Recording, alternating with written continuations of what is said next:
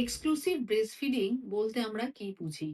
Exclusive breast feeding মানে হলো মা শিশুকে তার 6 মাস বয়স পর্যন্ত শুধুই বুকের দুধ খাওয়াবে এবং আর অন্য কিছু দেবে না।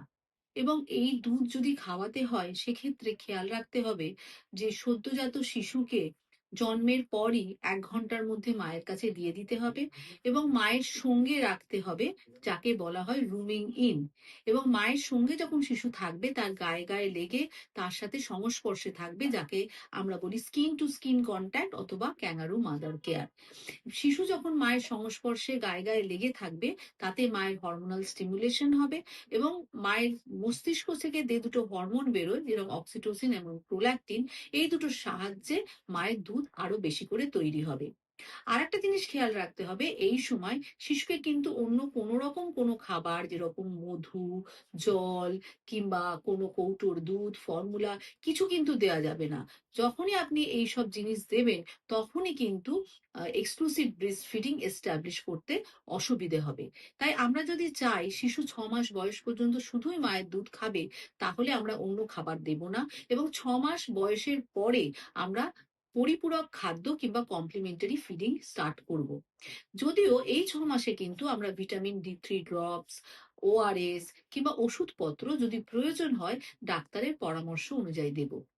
এই যে শিশুকে প্রথম ১ ঘন্টার মধ্যেই মাকে দিয়ে দেওয়া হচ্ছে, তাতে কি সুবিধে হয়? তাতে সুবিধে হয় এই সময় শিশু সজাগ থাকে এবং তার ফলে শিশুর খিদা, পিপাসা বেশি থাকে এবং সে মায়ের দুধ জোরে, জোরে টানতে থাকে।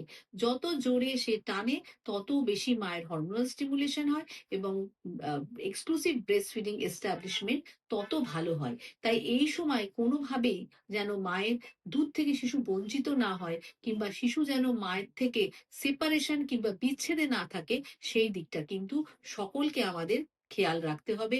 আমাদের প্রত্যেকটা স্বাস্থ্যকর্মী এবং হসপিটালের প্রত্যেকটা স্টাফ এই জিনিসটাকে স্টিমুলেট করতে হবে এবং মাকে সাহায্য করতে হবে যাতে মা সম্পূর্ণভাবে শিশুকে দুধ খাওয়াতে পারেন। এক্সক্লুসিভ ব্রেস্ট ফিডিং এর উপকারিতা কি কি? আমি যদি নেমোনিক্যালি বলি এবিসিডি করে, তাহলে আপনাদের মনে রাখতে সুবিধে হবে। যে শিশু এক্সক্লুসিভ ব্রেস্টফিডিং করে সে কিন্তু কিছু কিছু অসুস্থতা থেকে নিজেকে রক্ষা করতে পারে। যেরকম এ ফর অ্যালার্জি, অ্যালার্জির সম্ভাবনা কম হয়। বি ফর বন্ডেজ, অর্থাৎ মা ও শিশুর মধ্যে বন্ধন দৃঢ় হয়। বি ফর ব্রেন ডেভেলপমেন্ট, যে শিশু স্তন্যপান করে তার কিন্তু আইকিউ বেশি হয়। C for cough and common cold, শিশু স্তন্যপান করলে সর্দি কাশি থেকে দূরে থাকে। ডি ফর ডায়াবেটিস, শিশু যদি স্তন্যপান করে তাহলে সেক্ষেত্রে ডায়াবেটিসের সম্ভাবনা কম হয়।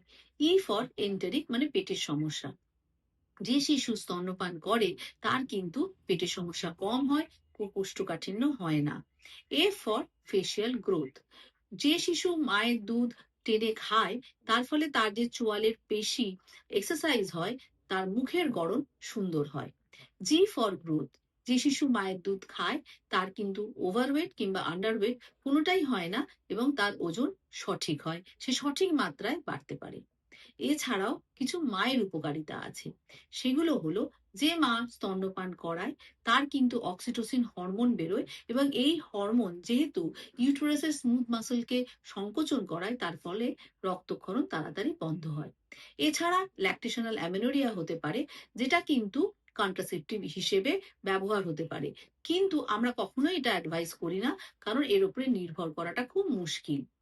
মা মুড স্টেবিলাইজেশন করায় দুধ পান করালে এবং মায়ের হাড় শক্ত করায়, কারণ অস্টিওপোরোসিস হতে দেয় না।